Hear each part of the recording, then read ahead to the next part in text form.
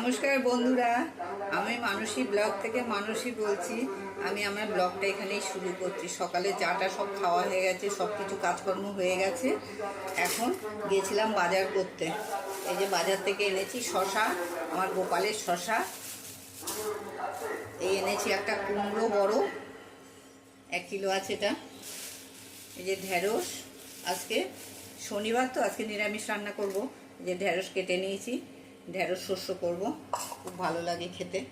এই যে পটল, আম, লঙ্কা নিয়ে এসেছি। এবারে আনাজটা বানিয়ে নিই। রান্না বসিয়ে দিয়েছি, ভাত বসিয়ে দিয়েছি ওদিকে। করব কুমড়ো ভাজা করবো, এরকম লম্বা লম্বা করে কুমড়ো ভাজা করব, আর পটল ভাজা করব, আর করব ঢেঁড়স সর্ষে।